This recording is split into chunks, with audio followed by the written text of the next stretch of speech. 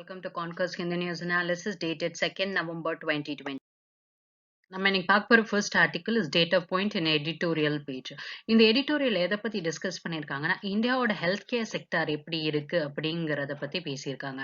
இந்தியாவோட health care sector state wise மட்டும் பேசாம சார்க் கண்ட்ரீஸோடையும் ஏசியான் கண்ட்ரீஸோடையும் கம்பேர் பண்ணியிருக்காங்க. இந்தியா இந்த ஹெல்த் கேர் ஃபெசிலிட்டிஸ் அப்படின்னு வரும்போது they are lagging behind than many countries அப்படிங்கிற மாதிரி. சரி, இந்த கொரோனா வைரஸ் அப்படின்னு ஒண்ணு வர ஆரம்பிச்ச உடனேயே எல்லா கண்ட்ரீஸும் ஓரளவு ரைஸ் கேஸ்ல காமிச்சதுக்கு அப்புறம் தான் லாக்டவுன்ங்கிற விஷயத்துக்கே போனாங்க. ஆனா இந்தியா மட்டும் COVID-19 ஆரம்ப ஃபேஸ்ல என்ன பண்ணிட்டாங்கன்னா சிவியரான லாக்டவுன் கொண்டு வர ஆரம்பிச்சிட்டாங்க. இதனால எக்கனாமிக் ஆக்டிவிட்டி அப்படிங்கிறதும் ரொம்பவே ஜாஸ்தியா இம்பாக்ட் ஆயிருந்தது. சரி, எதுக்காக இந்தியா திடீர்னு கேசஸ் ரைஸ் ஆகாம கம்மியா இருந்த நேரத்துல ரொம்ப பெரிய சிவியரான லாக்டவுன் கொண்டு வந்தாங்கன்னா ரெண்டு ரீசன். ஃபர்ஸ்ட், இதோட ஸ்ப்ரெட்டை நம்ம எவ்வளவுக்கு கண்டெயின் பண்ண முடியுமோ அவ்வளவுக்கு கண்டெயின் பண்ணும் அப்படிங்கிறதுக்காக. செகண்ட் ரீசன் என்ன அப்படின்னு கேட்டீங்கன்னா, இந்தியாவோட ஹெல்த் கேர் ஃபெசிலிட்டிஸ்ல இருக்கக்கூடிய ரிசோர்சஸ் அடிக்குவேட்டா இல்ல. அதாவது ஒருவேளை கேஸ் ரொம்ப ஜாஸ்தியா போயிடுச்சுன்னா அதுக்கேத்த மாதிரியான ஹாஸ்பிட்டல் ஃபெசிலிட்டிஸ், வென்டிலேட்டர்ஸ் இந்த மாதிரி எல்லாம் கண்ட்ரில ரொம்ப ஜாஸ்தியா கிடையாது. அப்ப இந்த ஒரு ஒரு ஒரு டைம் ஸ்பேன் கிடைச்சிருக்குல்ல, லாக்டவுன்ல கேசஸ் ரொம்ப ஸ்ப்ரெட் ஆகாத இந்த நேரத்துல எவ்வளவுக்கு ஹெல்த் கேர்ல இருக்கக்கூடிய ரிசோர்சஸ இன்னும் இன்க்ரீஸ் பண்ணலாம் அப்படிங்கிறதுக்காக தான் இந்த லாக்டவுன் அப்படிங்கிறது. என்னதான் நம்ம ஓரளவு கண்டெயின் பண்ணி கொண்டு வந்துட்டாலும் இந்தியாவோட எக்ஸ்பெண்டிச்சர் ஆன் ஹெல்த் அப்படிங்கிறது ரொம்பவே கம்மியா இருக்கு. ஒரு கண்ட்ரி வைஸ் கம்பேரிசன் சார்ட் எடுத்து பார்த்தோம் அப்படின்னா, இந்தியா தன்னோட ஜிடிபியில 3.5% மட்டும்தான் ஹெல்த் கேர் அப்படிங்கிறதுக்கு ஸ்பெண்ட் பண்றாங்க. இதுவே இது it is when we compare this to SAARC and Asian countries அப்படின்னு எடுத்துட்டீங்க அப்படின்னா கிட்டத்தட்ட ஒரே மாதிரி தான். சார்க் கண்ட்ரீஸ்க்கு இருக்கக்கூடிய எல்லா கண்ட்ரீஸும் 3.5% தான். அதே மாதிரி ஏசியன் கண்ட்ரீஸும் கிட்டத்தட்ட இந்தியா எவ்வளவு ஜிடிபியில ஸ்பெண்ட் பண்றாங்களோ அதே அளவு தான் அவங்களும் ஸ்பெண்ட் பண்றாங்க. இதுவே பிரிக் கண்ட்ரீஸ், அதாவது டெவலப்பிங் நேஷன்ஸோட குரூப்பிங் எடுத்துட்டீங்கன்னா இந்தியா ரொம்பவே கம்மியா பண்ணிக்கிட்டு இருக்காங்க. இதுவுமே அட்வான்ஸ்ட் எக்கனாமிஸோட கம்பேர் பண்ணும்போது இன்னும் கம்மியா பண்ணிட்டு இருக்காங்க. இதுலயுமே முக்காவாசி ஹெல்த் கேர் எக்ஸ்பெண்டிச்சர்ஸ்ல ஒரு அவுட் ஆஃப் பாக்கெட் எக்ஸ்பெண்டிச்சர், அதாவது ஒரு செலவு அப்படின்னு வந்துருச்சு, ஹெல்த் சரியில்லை செலவு அப்படின்னு வந்துருச்சுன்னா இன்சூரன்ஸ் அந்த மாதிரியான ஸ்கீம்ஸ்ல நிறைய பேர் கிடையாது. அப்ப இந்தியால இருக்கக்கூடிய கிட்டத்தட்ட 63.2% of the population who are sick என்ன பண்றாங்க அப்படின்னா அவுட் ஆஃப் பாக்கெட் எக்ஸ்பெண்டிச்சர் தான் பண்ணிட்டு இருக்காங்க. So let's compare India. இந்தியால பாருங்க, out of pocket expenditure red colour line தான் ரொம்ப ஜாஸ்தியா இருக்கு. இதுவே வாலண்டியரா ஹெல்த் இன்சூரன்ஸ் ஸ்கீம் வச்சிருக்கவங்களோட எண்ணிக்கை is very less and government ஸ்கீம்ஸ்ல இருக்கக்கூடியவங்கள it is very minimum, which means that இந்தியாவோட ஸ்பெண்டிங்கே இட் இஸ் வெரி லெஸ்.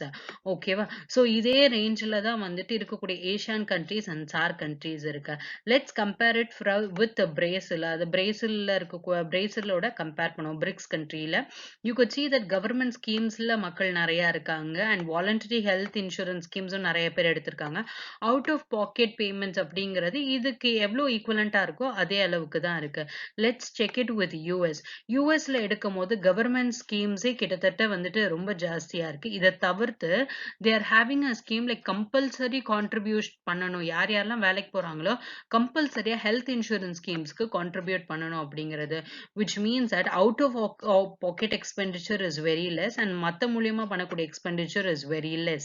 அதே மாதிரி you could take France, compulsory contribution வச்சிருக்காங்க. Germany is having compulsory contributions. இதுவே இட்டலி அண்ட் ஸ்பெயின்ல பாத்தீங்கன்னா கவர்மெண்ட் ஸ்கீம்ஸ் நிறைய இருக்கு. Canada is having government schemes. So இதெல்லாம் கம்பேர் பண்ணும் போது இந்தியால இன்னும் நிறைய பேர் இந்த இன்சூரன்ஸ் அப்படிங்கிறதுக்குள்ள ஜாஸ்தி உள்ள வரவே இல்லை. கவர்மெண்ட் ஸ்கீம்ஸ்ல இருக்கக்கூடியவங்களோட அமௌண்ட்டும் it is very less, which ultimately says that இந்தியால வாங்கக்கூடிய சம்பளத்துல ஹெல்த் அப்படிங்கிறதுக்கு செலவு அப்படிங்கிறது ரொம்பவே ஜாஸ்தியா இருக்கு அப்படிங்கிறது தான். The second part that is given in this data point is out of pocket expenditure ல எந்த ஸ்டேட் ஜாஸ்தியான எக்ஸ்பெண்டிச்சர் பண்றாங்க அப்படின்னு சொல்லிட்டு. ஸோ அப்ப per capita expenditure on health care. So per capita ஒரு இண்டிவிஜுவலுக்கு எவ்வளோ ஹெல்த் கேர்ல எக்ஸ்பெண்டிச்சர் பண்றாங்க அப்படின்னு சொல்லிட்டு, this is percentage of outpatients or your out of pocket expenditure, total expenditureல எவ்வளோ out of pocket expenditure போகுது அப்படின்னு. இந்த ரெட் கலர் பர்ட்டிகுலர்ல இருக்கக்கூடிய ரீஜன்ஸ்ல எல்லாத்துலயுமே per capita expenditure on health care அப்படிங்கிறது எப்படி இருக்குன்னு பாருங்க. அதாவது ஸ்டேட் வந்துட்டு ஹெல்த் கேர் எக்ஸ்பெண்டிச்சர்ல ரொம்ப கம்மியா தான் வச்சிருக்காங்க. பிகாஸ் இன் 1000 ரேஞ்சஸ் 2000 ரேஞ்சஸ்ல போட்டிருக்காங்க. ஸோ ருபீஸ்ல. அப்ப யூபி, பீகார், மத்திய பிரதேஷ், ஒடிசா, ஜார்க்கண்ட், உத்தரகண்ட் இந்த மாதிரி இருக்கக்கூடிய எல்லா ஸ்டேட்ஸும் வி சே தட் இவங்களோட development is not so good. So இந்த எல்லா ஸ்டேட்ஸுமே per capita expenditure on health care அப்படிங்கிறது ரொம்பவே கம்மியா இருக்கு. இந்த per capita expenditure public sector ரொம்ப கம்மியா பண்றதுனால expenditure of out of pocket expenditure அப்படிங்கிறது ரொம்ப ஜாஸ்தியா இருக்கு. இதுவே கர்நாடகா, ஹிமாச்சல் பிரதேஷ், மகாராஷ்டிரா, தமிழ்நாடு இவங்கெல்லாம் வந்துட்டு ஓரளவு they are doing better. And கேரளால வந்துட்டு see it is per capita expenditure கிட்டத்தட்ட 9,000 rupees கிட்ட and out of pocket expenditure is comparatively less when you take all these states. So அப்ப per capita expenditure Kerala is doing good அப்படிங்கிறதுனால தான் என்ன ஆயிருந்தது, கேரளானால இனிஷியலா அவங்களோட கொரோனா வைரஸ் ஸ்ப்ரெட்டை வந்துட்டு கண்டெயின் பண்ண முடிஞ்சதுக்கான ரீசன் நியூஸ் பேப்பர்ஸ்ல எல்லாம் என்ன எழுதியிருந்தாங்கன்னா அவங்க கிட்ட பெட்டரான health care facilities in rural areas கூட இருக்கு அப்படிங்கிறதா. நெக்ஸ்ட் வந்துட்டு பிரைவேட் அண்ட் பப்ளிக் ஹாஸ்பிட்டல்ஸ் அப்படின்னு எடுத்துட்டீங்கன்னா will take that percentage of private hospitals in hospitalisation cases. ஒருவேளை ஹாஸ்பிட்டலைசேஷன் பண்ணணும் அப்படின்னு சொல்றாங்கன்னா எத்தனை பேர் பிரைவேட் ஹாஸ்பிட்டல்ஸ்ல பண்றாங்க, எத்தனை பேர் கவர்மெண்ட் ஹாஸ்பிட்டல்ஸ்ல பண்றாங்க அப்படின்னு. when you take UP, Bihar, Punjab இந்த ரீஜன்ல முக்காவாசியான ஹாஸ்பிட்டலைசேஷன் அப்படின்னு போச்சு அப்படின்னாலே பிரைவேட் ஹாஸ்பிட்டல்ஸ் கிட்ட தான் போறாங்க.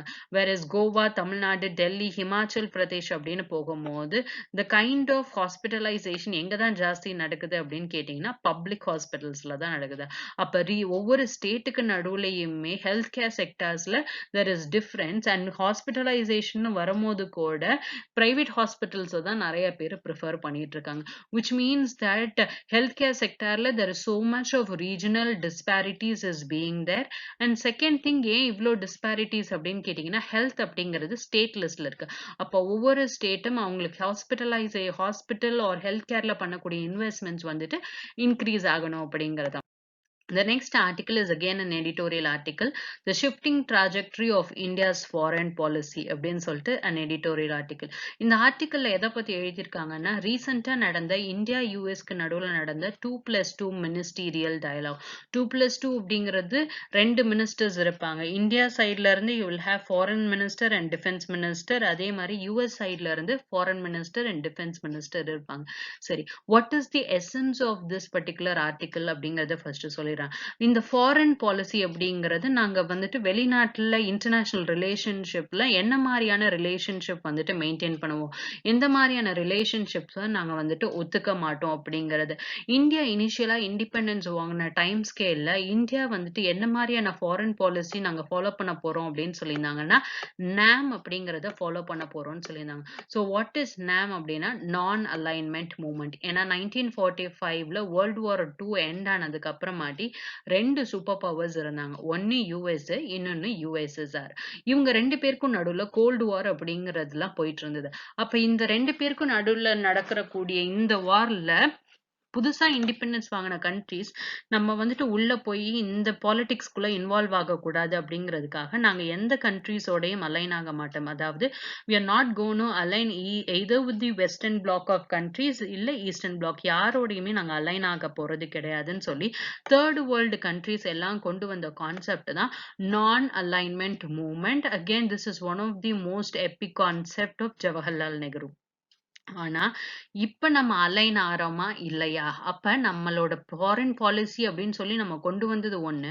ஆனா அது ஃபாரின் பாலிசி நம்ம ஒண்ணு வச்சிருந்தா கூட ஆன் ரியாலிட்டி நடைமுறைக்கு எடுத்துட்டு வரும்போது சில இடத்துல நம்ம டிவேட் ஆயிருந்தோம். 1971 வார்ல ரஷ்யாவோட ஹெல்ப் கிடைச்சதா இருக்கட்டும், maximum alignment towards Russia defence equipments வாங்கினதுலயா இருக்கட்டும், ரியாலிட்டி அப்படின்னு வரும்போது தெர் வாஸ் ஸ்லைட் அலைன்மெண்ட். ஆனா ரொம்ப பெருசா இந்த அக்ரிமெண்ட்ஸ் லெவலுக்கு போய் ஒரு வெளியில வந்து வந்துட்டு ரொம்ப பெருசா காமிக்கிற மாரியான சிச்சுவேஷன் இல்ல. சரி, எதுக்காக இந்த ஆர்டிக்கிள் பேசியிருக்காங்க அப்படின்னு கேட்டீங்கன்னா, இந்த மினிஸ்டீரியல் டயலாக்ல வந்துட்டு அதோட அவுட்கம் அப்படிங்கிறது என்னவா இருந்தது அப்படின்னா, தே சைன்ட் அன் அக்ரீமெண்ட். என்ன அக்ரீமெண்ட் அப்படின்னா, பீகா அப்படிங்கிற அக்ரீமெண்ட். சரி, இந்தியா யுஎஸோட தன்னோட மிலிட்டரி ரிலேஷன்ஷிப்பை இன்க்ரீஸ் பண்ணும். மிலிட்டரி டு மிலிட்டரி கோஆப்பரேஷன், கம்யூனிகேஷன்ஸ ரொம்ப செக்யூர்டா வச்சுக்கணும். இன்ஃபர்மேஷன ஷேர் பண்ணணும். டிஃபென்ஸ் லெவல்ல ட்ரேட் அண்ட் இண்டஸ்ட்ரியல் இஷ்யூஸ வந்துட்டு பேசணும் அப்படிங்கக்கூடிய இடத்துல, இந்த இந்த மாரியான இன்ஃபர்மேஷன்ஸ்லாம் நம்ம டிஸ்கஸ் பண்ணணும் அப்படின்னாலே, யுஎஸ்ல இருக்கக்கூடிய ஒன் ஆஃப் தி கண்டிஷன் பேசிக்கா இருக்கக்கூடிய மிலிட்டரி அக்ரீமெண்ட்ஸ சைன் பண்ணணும் அப்படிங்கிறது தான். 4 மிலிட்டரி அக்ரீமெண்ட்ஸ் இருந்தது. இந்த 4த்தையுமே இந்தியா சைன் பண்ணிட்டாங்க. லாஸ்ட்டா சைன் பண்ணது தான் இந்த பீகா அப்படிங்கிறது. Basic exchange and cooperation agreement for geospatial cooperation. ஜியோஸ்பேஷியல்னா ஒண்ணுமே இல்ல. ஜியோகிராபிக்கலா ஒவ்வொரு இடத்துலயும் என்னென்ன மாரியான இன்ஃபர்மேஷன்ஸ் இருக்கு, யார் எங்க இருக்காங்க, அந்த மாரியான இன்ஃபர்மேஷன்ஸ கலெக்ட் பண்ணி கொடு. So India right now it is a signatory எல்லா ஃபவுண்டேஷனல் மிலிட்டரி அக்ரீமெண்ட்ஸுக்கும். இந்தியா 2016ல logistic exchange memorandum agreement sign பண்ணியிருப்பாங்க. 2018ல communications compatibility and security agreement sign பண்ணியிருப்பாங்க. அண்ட் ஆஸ் ஆஃப் நவ் 2020ல பீகா அக்ரீமெண்ட் அப்படிங்கிறது சைன் பண்ணியிருக்காங்க. சரி, இந்த பீகா அக்ரீமெண்ட் சைன் பண்ணதுனால இந்தியாவுக்கு அவ்வளோ என்ன பெனிஃபிட்? எதுக்காக இது இவ்வளோத்துக்கு நியூஸ்ல பேசுறாங்க அப்படின்னு கேட்டீங்கன்னா, even classified highly classified US defence ஓட இன்டெலிஜென்ஸ் இன்ஃபர்மேஷன்ல இருந்து எல்லாத்துமே இந்தியாவுக்கு கிடைக்கும் அப்படிங்க. அது என்ன ஹைலி கிளாசிஃபைடு? எந்தெந்த இன்ஃபர்மேஷன்ஸ்லாம் ரொம்ப செக்யூர்டா இருக்கோ, எதை வந்துட்டு ரொம்ப பெருசா சீக்ரசி வச்சு மெயின்டைன் பண்ணி இன்னொரு கண்ட்ரிக்கு சொல்ல மாட்டாங்களோ, அந்த மாதிரி இருக்கக்கூடிய இன்ஃபர்மேஷன்ஸ கூட இந்தியாவுக்கு நாங்க ஷேர் பண்ணுவோம் அப்படின்னு சொல்லக்கூடிய அக்ரிமெண்ட் தான் இந்த பீகா அப்படிங்கிற அக்ரிமெண்ட். இதுக்கு முன்னாடி நிறைய கவர்மெண்ட், இந்தியன் கவர்மெண்ட்ஸ் வந்துட்டு இந்த மாதிரியான அக்ரிமெண்ட்ஸ வந்துட்டு நாங்க சைன் பண்ண போறது கிடையாது அப்படின்னு சொல்லி ஒதுக்கி வச்ச அக்ரிமெண்ட்ஸ் தான் இந்த பீகா, லீமோ, காம்காஸா இது எல்லாமே. ஆனா இந்த எல்லா அக்ரிமெண்ட்ஸுமே பாருங்க கரெக்டா நரேந்திர மோடி கவர்மெண்ட் உள்ள வந்ததுக்கு அப்புறமாட்டி சைன் பண்ணியிருக்காங்க. என்ன ரீசன்க்காக ப்ரீவியஸ் கவர்மெண்ட் இந்த அக்ரிமெண்ட்ஸ் எல்லாம் சைன் பண்ணல அப்படின்னு கேட்டீங்கன்னா, எங்க இந்த மாதிரியான ஒரு அக்ரிமெண்ட்டுக்கு நம்ம போகும்போது இந்தியாவோட security and independence in military மேட்டர்ஸை நம்ம காம்ப்ரமைஸ் பண்ணிடுவோமோ அப்படிங்கிறதுக்காக. ஏன்னா இந்தியா எப்பயுமே வந்துட்டு ஒரு சேஃப்கார்டை வந்துட்டு மெயின்டைன் பண்ணணும் அப்படிங்கிறதுதான். சரி, இப்ப நமக்கு இந்தியாவுக்கு இந்த பீகா அக்ரிமெண்ட்னால ஒரு அட்வான்டேஜ் என்ன அப்படின்னு கேட்டீங்கன்னா, ரொம்ப பயங்கர சீக்ரெட்டிவான இன்ஃபர்மேஷன்ஸை கூட நம்மளால ஆக்சஸ் பண்ண முடியும் அப்படிங்கிறதா. ஆனா ரொம்ப பெரிய அட்வான்டேஜ் இருக்கும்போது கண்டிப்பா அதுக்கு ஒரு விலை அப்படின்னு இருக்குமா? அப்ப அந்த விலை என்ன அப்படின்னு கேட்டீங்கன்னா, இந்த இன்ஃபர்மேஷன் எக்ஸ்சேஞ்ச் அப்படிங்கிறது ஒரு வழியா இருக்க போறது கிடையாது. 2 வழி எக்ஸ்சேஞ்ச் ஆஃப் இன்ஃபர்மேஷன்ஸ் தான் இருக்க போகுது. அப்ப இந்தியா எதுவரை இவ்ளோ நாளா வந்துட்டு நாங்க ஒரு ஸ்ட்ராட்டஜிக்கலி அட்டானமிக் கண்ட்ரி, என்ன டெசிஷன்ஸ் மேக் பண்ணாலும் நாங்க தான் மேக் பண்ணுவோம் அப்படிங்கிற மாரியான ஒரு ப்ரைட கேரி ஆன் பண்ணிட்டு இருந்தாங்கல்ல. இனிமே இந்தியா என்னதான் வந்துட்டு நாங்க ஸ்ட்ராட்டஜிக்கலி அட்டானமி அப்படின்னு வெளியில சொல்லிக்கிட்டா கூட, அதுல இருக்கக்கூடிய ரியல் எசன்ஸ் இருக்குமா அப்படின்னு கேட்டீங்கன்னா, இருக்காது அப்படின்னு ஆத்தர் சொல்றாரு. யுஎஸ் வந்துட்டு இதுல சில சீக்ரெட்ஸ் வச்சு தான் இந்த அக்ரிமெண்ட்டையே இந்தியா வந்துட்டு சீக்கிரம் சைன் பண்ணுங்க அப்படின்னு சொன்னாங்க. ஒண்ணு என்ன அப்படின்னு கேட்டீங்கன்னா, இந்த மாரியான ஃபவுண்டேஷனல் அக்ரிமெண்ட் சைன் பண்ணும்போது இந்தியா சில இன்ஃபர்மேஷன் ஷேர் பண்ணுவாங்களா? பிளஸ் யுஎஸ் சில இன்ஃபர்மேஷன் ஷேர் பண்ணுவாங்களா? இந்தியா யுஎஸ்க்கு ஷேர் பண்ணக்கூடிய informations are very vital for US. ஏன்னா இந்தியாக்கா இருக்கட்டும், யுஎஸ்க்கா இருக்கட்டும், சைனாவோட rising economic power and their rising global political ஸ்டாண்ட்ல தேர் பிரசன்ஸ் அப்படிங்கிறதே ஒரு த்ரிட்டனிங் ஆஸ்பெக்ட் தான். ஸோ அப்ப வந்துட்டு இது ஒரு ஒரு வைடர் சென்ஸ்ல பார்க்கும்போது இட் இஸ் ஆன்டி சைனா ஒரு கோயலேஷன் மாதிரி. பிளஸ் இது வந்துட்டு ப்ரீவியஸா இந்தியா வந்துட்டு ஒரு நியூட்ராலிட்டி அப்படின்னு ஒண்ணு வச்சிருந்தாங்க. நாங்க என்ன மாதிரியான விஷயங்கள் இருந்தாலும் will maintain neutrality and power பிளாக்ஸுக்கு நடுவுல வந்துட்டு ஒரு ஈக்குவலான டிஸ்டன்ஸ், யுஎஸ்க்கும் எங்களுக்கும் நடுவுல இருக்கக்கூடிய கேப் எவ்வளவு இருக்கோ அதே அளவுக்கான கேப் தான் யுஎஸ்எஸ்க்காகவும் இருக்கும் அப்படின்னு சொல்லியிருந்தாங்க. ஆனா இப்போதைக்கு இந்த அக்ரிமெண்ட் சைன் பண்ணும்போது சில பேர் ஆர்கியூ பண்ணலாம், இந்த புதுசா ஒரு பாலிசி எவால்வ் ஆயிருக்கே, அதாவது aligning with one of the power பிளாக்ஸ்ங்கிற மாதிரி அலைன் ஆயிருக்கு. இது ஒரு இப்போதைய இப்போதைய சென்ஸுக்கு it's a pragmatic decision. So pragmatic in the sense ரீசனபிளா இப்ப தோணக்கூடியது அப்படின்னு. ஏன்னா இப்போதைய வேர்ல்ட் ஆர்டர் அப்படிங்கிறது சேஞ்ச் ஆயிக்கிட்டே இருக்கு. ஆனா இந்த டேஞ்சர் வந்துட்டு ஒரு ஏதோ ஒரு ஆப்பர்ச்சுனிட்டி வந்திருக்கு. அந்த ஆப்பர்ச்சுனிட்டிய கிராப் பண்றதுக்காக கூட அப்படின்னு கூட சொல்லிக்கலாம். பிளஸ் ரீசென்ட்டா வந்துட்டு இந்தியாவோட ஃபாரின் மினிஸ்டர் ஜெய்சங்கர் அவரோட ரீசென்ட்டான புக்ல என்ன ஆர்கியூ பண்ணியிருந்தாருன்னா, இந்தியா இப்ப இருக்கக்கூடிய குளோபல் ஆர்டருக்கு தகுந்த மாரி குளோபல் ஆர்டர்ஸ் எப்படி மாறிக்கிட்டு இருக்கோ, அதுக்கேத்த மாரி தன்னோட கன்டெம்பரரியா என்னென்ன மாரியான பாலிசிஸ்லாம் வச்சிருந்தாங்களோ, அத கொஞ்சம் கொஞ்சமா ஷெட் பண்ணக்கூடிய நேரமும் வந்துருச்சு அப்படின்னு பேசியிருந்திருப்பாரு. சரி, இந்த மாரியான ஒரு அக்ரீமெண்ட்னால என்ன மாரியான இம்பாக்ட் வந்துட்டு கிரியேட் பண்ண போகுது? ஏன்னா இது ஓரளவு என்ன ஆயிடுச்சுன்னா, இந்தியா நாங்க எந்த கண்ட்ரீஸோடயும் அலைன் ஆக மாட்டோம்ன்னு சொன்னதுக்கு அப்புறமாட்டி, it is like trying to align with one country அப்படிங்கிற மாரி ஆயிடுச்சு. அப்ப இந்த இம்பாக்ட் அப்படிங்கிறது இந்த பீகா அக்ரிமெண்ட் மட்டும் கிடையாது. குவாட் அப்படிங்கிற ஒரு ஃபார்மேஷன் வந்துட்டு ஒரு டயலாக் மாரி தான் வச்சிருந்திருப்பாங்க. செக்யூரிட்டி டயலாக் மாரி தான் வச்சிருந்திருப்பாங்க. ஆனா ரீசென்ட்டா இப்ப என்ன பண்ண ஆரம்பிச்சுட்டாங்கன்னா, ஒரு ஆஸ்திரேலியாவையும் உள்ள கொண்டு வந்துரலாம் அப்படின்னு யுஎஸ் அண்ட் ஜப்பான் பேசிட்டு இருந்தபோது, இந்தியா ஃபார்மலா இன்வைட் வந்துட்டு மலபார் நேவல் எக்ஸர்சைஸ்க்கு ஆஸ்திரேலியாவ கொண்டு வந்தாங்க. ஸோ அப்ப வந்துட்டு இதுல வந்துட்டு two close of identification US வந்துட்டு என்ன பண்றாங்கன்னா, இந்தியாவோட இன்ட்ரெஸ்ட்க்கு சேர்ந்த மாரி திருப்பி விட்டுட்டே இருக்காங்க. லெட்ஸ் டேக் இட் கொஞ்சம் பேக்குக்கு எடுத்துட்டு போவோம். இந்தியாவுக்கும் சைனாக்கும் இருக்கக்கூடிய பார்டர் டிஸ்பியூட்ஸ் அப்படிங்கிறது இன்னைக்கு நேத்திக்கு பிரச்சனை கிடையாது. சின்ஸ் இண்டிபெண்டன்ஸ் இந்தியாவுக்கும் சைனாக்கும் நடுவுல பார்டர் டிஸ்பியூட்ஸ் இருந்துட்டு இருக்கு.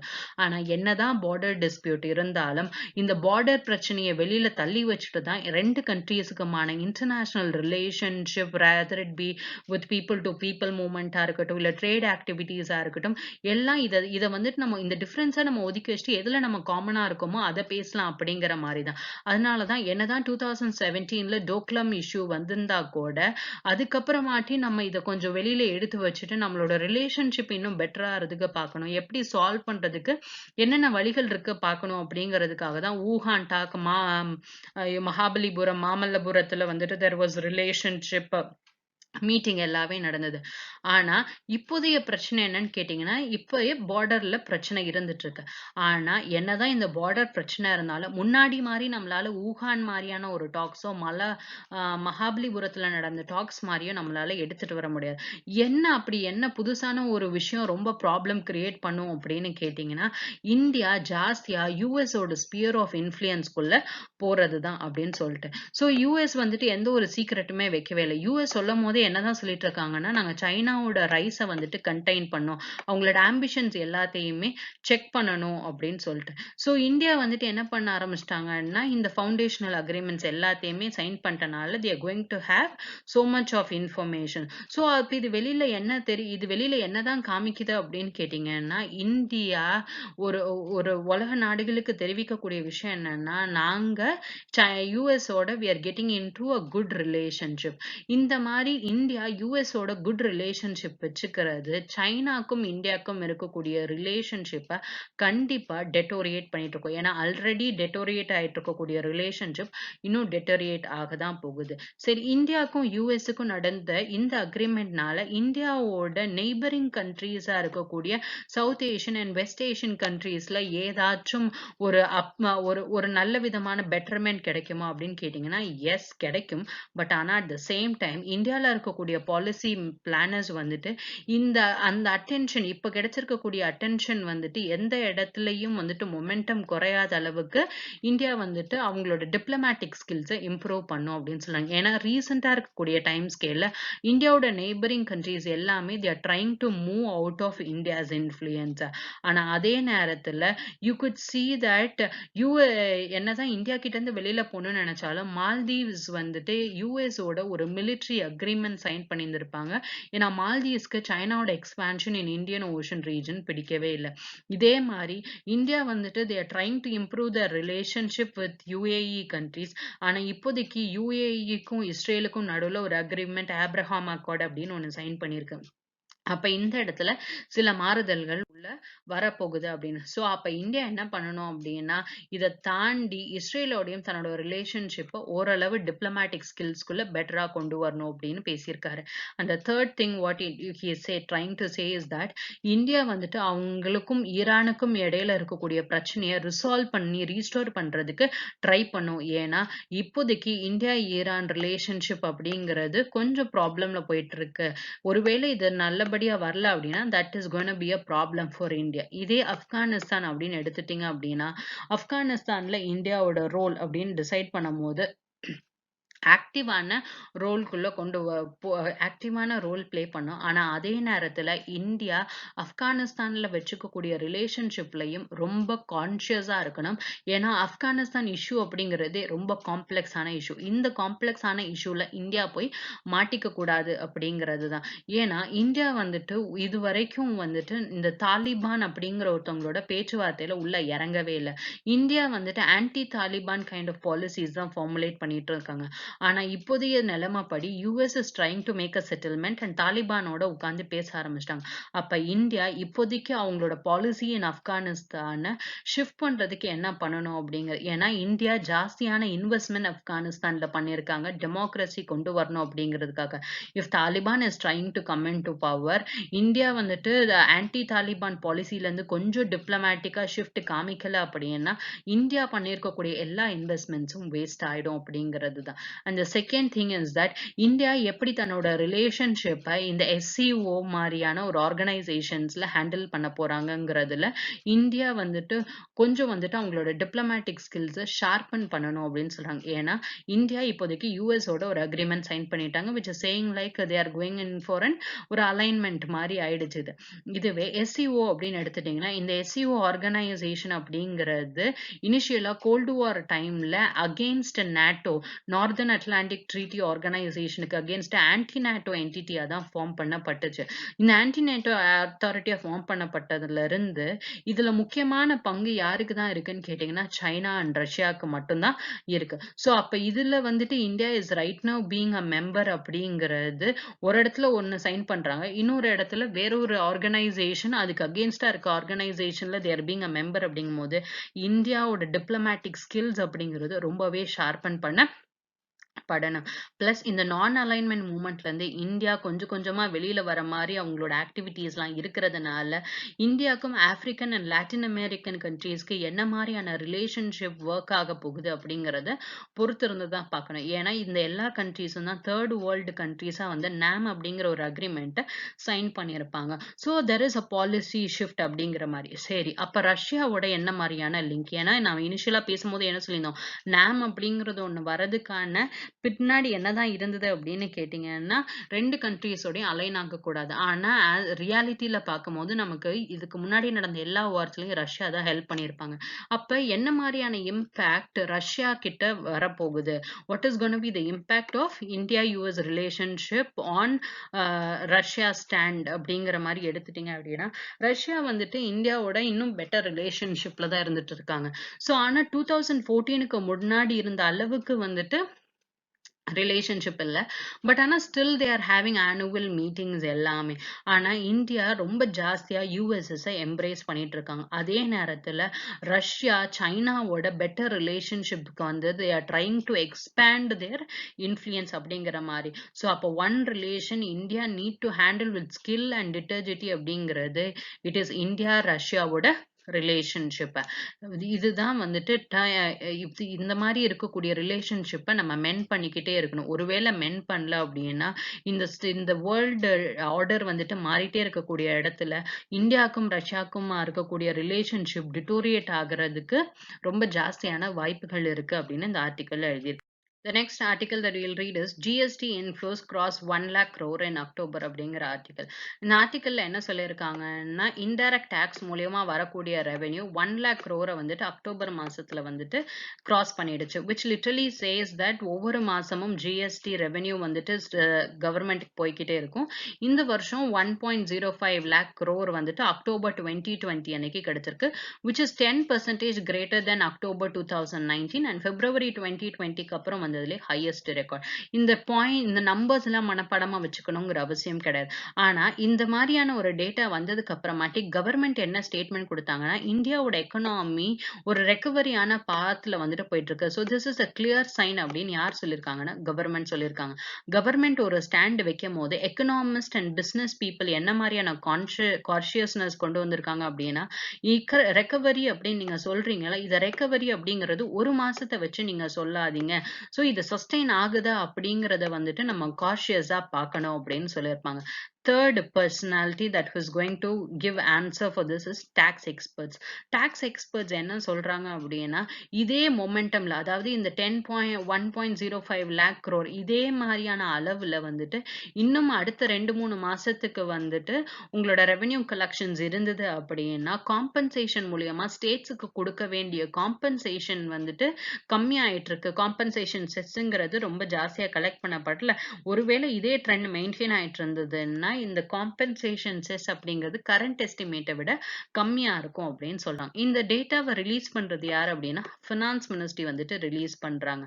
பிளஸ் ஐசிஐசிஆர்ஏ அதாவது ரேட்டிங் ஏஜென்சி இவங்க என்ன சொல்றாங்க அப்படின்னா ரொம்ப எக்ஸ்பெக்டேஷன்ஸ் வந்து இந்த growth அப்படிங்கிறது எக்ஸ்பெக்ட் பண்ணப்பட்டதுதான். ஏன்னா ஃபெஸ்டிவல் சீசன் அப்படிங்கிறதுனால நிறைய மக்கள் வந்துட்டு நிறைய பொருள் வாங்க ஆரம்பிக்கிறாங்க. இதனால இன்டைரக்ட் டாக்ஸஸ் மூலியமா வரக்கூடிய ரெவென்யூ இன்க்ரீஸ் ஆகுது அப்படிங்கிறது. ஆனா இந்த கண்டினியூஸ் ட்ரெண்ட் வந்துட்டு பெர்சிஸ்டண்டா இருக்குமா அப்படின்னு கேட்டீங்கன்னா இன்னும் அதுக்கு கன்வின்சிங் ஆன ஆன்சர் வந்துட்டு கிடையவே கிடையாது அப்படிங்கறதுதான். அப்ப அப்ப நம்ம we have to wait for the data of November and December. ஏன்னா இப்ப நீங்க ரெவென்யூ வருது அப்படின்னு சொல்லியிருக்கீங்க. இது அப்போ ட்ரெண்ட்லயே போயிட்டே இருக்கணும். இது ஃபெஸ்டிவல் சீசன். ஓகே, நவம்பர்ல you have this Deepavali season, டிசம்பர்ல you have this Christmas season, ஜான்வரியில you have this Pongal season அப்படின்னு எடுத்துட்டா கூட what will happen after that? இதே மாதிரியான இன்க்ரீசிங் ட்ரெண்ட் போய்கிட்டே இருக்கணும்ல. ஒருவேளை ஏதாச்சும் கொரோனா வைரஸோட செகண்ட் வேவ்ல வந்துட்டு வெஸ்டர்ன் கண்ட்ரீஸ்ல வர ஆரம்பிச்சிச்சு.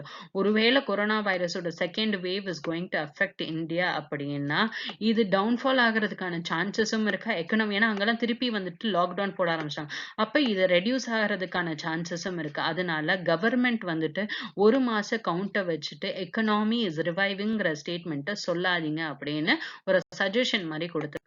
The next article is about Gilgit Baltistan region, Jammu and Kashmirல LOC இந்த லைன் இருக்குல்ல, இந்த லைனை வந்துட்டு LOC அப்படின்னு சொல்லுவாங்க, லைன் ஆஃப் கண்ட்ரோல் அப்படின்னு சொல்லுவாங்க. இதுக்கு இந்த பக்கம் இருக்கக்கூடிய ரீஜன்ஸ் பாகிஸ்தான் ஆக்குபைட் காஷ்மீர். இதை சொல்லும் போது கில்ஜிட் பலிஸ்தான் ரீஜன் சொல்லுவாங்க. இந்த ரீஜனை you call it as Gilgit and this region is Baltistan region.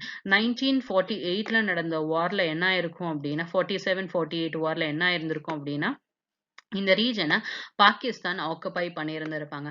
ஆனா இந்த particular Jammu and Kashmir 27th October 1947ல நமக்கு அக்சஸ் பண்ணி எழுதி கொடுக்கும் போது மகாராஜா ஹரிசிங் என்டையர் ஜம்மு அண்ட் காஷ்மீரை தான் இந்தியாவுக்கு எழுதி கொடுத்திருந்திருப்பார். அப்ப இப்போதைக்கு இந்த பாகிஸ்தான் ஆக்குபைட் காஷ்மீர் அப்படிங்கிறது டிஸ்பியூட்டட் டெரிட்டரி. இதுல இருக்கக்கூடிய ப்ராப்ளத்தை இன்னும் ரிசால்வே பண்ணவே இல்லை. ஆனா ரிசால்வ் பண்ணாத இந்த நேரத்துல வந்துட்டு பாகிஸ்தான்ல என்ன பண்றாங்கன்னா இது ஒரு ஸ்டேட் மாதிரி, இது ஒரு ப்ராவின்ஸ் மாதிரி கன்சிடர் பண்ணி இதுக்கு என்னென்ன மாதிரியான அட்மினிஸ்ட்ரேட்டிவ் ஃபெசிலிட்டிஸ் கொடுக்கணுமோ எல்லாத்தையும் இன்க்ரீஸ் பண்ணாங்க. அதாவது அவங்க கண்ட்ரிக்கு என்னென்ன மாதிரியான கான்ஸ்டிடியூஷனல் ப்ரொசீஜர்ஸ் இருக்கோ அதை வந்துட்டு இதே இடத்துலயும் ஃபாலோ பண்றாங்க அப்படிங்கிறதுனால India was not happy with this. So அதை பத்தின article is Gilgit Baltistan as part of India அப்படின்னு மினிஸ்ட்ரி ஆஃப் எக்ஸ்டர்னல் அஃபேர்ஸ் சொல்லியிருக்காங்க. ஏன்னா பாகிஸ்தான் வந்துட்டு கில்ஜிட் பலிஸ்தான் ரீஜன் வந்துட்டு ஒரு இல்லீகலி ஆக்குபைட் ரீஜன். ஆனா பாகிஸ்தான் என்ன சொல்றாங்க அப்படின்னா சில சேஞ்சஸ் வந்துட்டு பண்ணிக்கிட்டே இருக்காங்க. ஏன்னா they want this particular Gilgit Baltistan region to be part of Pakistan அப்படிங்கிற மாதிரி. ஆனா இந்தியா என்ன சொல்றாங்கன்னா இது ஒரு இல்லீகலா ஆக்குபை பண்ணப்பட்ட ஏரியா, ஒரு ஃபோர்ஸபிள் ஆக்குபேஷன் தான். நீங்க வந்துட்டு உங்க கண்ட்ரில நடக்கக்கூடிய கிரேவ் ஹியூமன் ரைட்ஸ் வயலேஷன்ஸ்ல இருந்து உலக நாடுகளோட கண்ணை திருப்பணும் அப்படிங்கிறதுக்காக you are trying to bring out this Gilgit Baltistan region. இது என்ன பண்றாங்கன்னா you are trying to make it as part of Pakistan. Elections வைக்கணும் அப்படின்னு சொல்றீங்க. And Supreme Court of Pakistan has allowed also for the elections to happen in this region and India is saying we are not happy with this. The next article is file FIR for cyber crime states told. சரி, இந்த cyber crime அப்படிங்கிறது வந்துட்டு union லிஸ்ட்ல இருக்கு. ஏன்னா ரீசெண்டா தான் cyber crime அப்படிங்கிறது வந்துட்டு இட் இஸ் அ ரெசிடுவரி லிஸ்ட் அப்படிங்கிறது. அதாவது யூ ஹேவ் 7 ஸ்கெடியூல்ல வந்துட்டு you have 3 list, central list, state list and concurrent list. இந்த யூனியன் லிஸ்ட்ல இருக்கக்கூடிய கடைசி சப்ஜெக்டை போய் பார்த்தீங்க அப்படின்னா இன்னொரு லக்ஷ்மிகாந்த் புக் என்ன கொடுத்திருப்பாங்கன்னா, என்னென்ன மாதிரியான provision that is not present in the other two list and the list 1, which will be considered as the residuary list, and parliament is having the power to make laws with respect to cyber crimes. Cyber laws make பண்ணக்கூடியது. So அப்ப அந்த cyber crimes அப்படிங்கிறது it's a new technology, new kind of crime அப்படிங்கிற மாதிரி. And the cyber கிரைமுக்கு அகேன்ஸ்டா law make பண்றது, data ப்ரொடெக்ஷனுக்கு லா மேக் பண்றது எல்லாமே யூனியன் சென்ட்ரல் கவர்மெண்ட் தான் பண்ண முடியும். இந்த யூனியன் ஹோம் மினிஸ்ட்ரி என்ன பண்ணிருக்காங்கன்னா, இருக்கக்கூடிய எல்லா ஸ்டேட்ஸுக்கும் வந்துட்டு ஒரு கேஸ் அப்படிங்கிறது, அதாவது ரேதர் இட் பி மணி ஃப்ராடா இருக்கட்டும், செக்ஷுவல் கேசஸ் அபியூசஸ் ஆர் இந்த மாதிரியான கேசஸா இருக்கட்டும், மக்கள் வந்துட்டு national cyber crime reporting portal அப்படிங்கறத ஒண்ணு ஆகஸ்ட் 2019 வந்துட்டு என்ன பண்ணிருப்பாங்கன்னா லான்ச் பண்ணியிருப்பாங்க இந்த போர்ட்டல். இந்த போர்ட்டல்ல லான்ச் பண்ண உடனே மக்கள் வந்துட்டு இதுல தனக்காக என்னென்ன சைபர் பிளாட்ஃபார்ம்ல என்னென்ன மாதிரியான கிரைம் நடக்குது அப்படிங்கறத ரிப்போர்ட் பண்றது. இந்த மினிஸ்ட்ரி கொடுத்த டேட்டா பிரகாரம் என்ன சொல்றாங்கன்னா, ஆவரேஜா ஒரு மாசத்துக்கு மட்டும் கிட்டத்தட்ட 1000 சைபர் கிரைம் கம்ப்ளைண்ட்ஸ் வந்துட்டு இந்த போர்ட்டலுக்கு வருது. ஆனா நம்ம ஒருத்தர் கிட்ட போய் கம்ப்ளைண்ட் பண்ணோம்னா அதுக்கு ஆக்ஷன் எடுக்கணுமா, அதுக்கு they go for this FIR report. ஆனா 2.5% ஆஃப் தி டோட்டல் கம்ப்ளைண்ட்ஸ்க்கு மட்டும்தான் FIR அப்படிங்கிறது ரெஜிஸ்டர் பண்ணப்படுது அப்படின்னு சொல்றாங்க. பிளஸ் மினிஸ்ட்ரி இந்த போர்ட்டலை உருவாக்குனதுக்கான ஒன் ஆஃப் தி ரீசன் என்ன அப்படின்னு கேட்டீங்கன்னா, சைபர் கிரைம்ல வாலண்டியர்ஸை வந்துட்டு கிரியேட் பண்ணும். அதாவது எதெல்லாம் வந்துட்டு அன்லாஃபுல் கண்டென்ட்டா இருக்கு அப்படிங்கிறத ரிப்போர்ட் பண்றதுக்கு.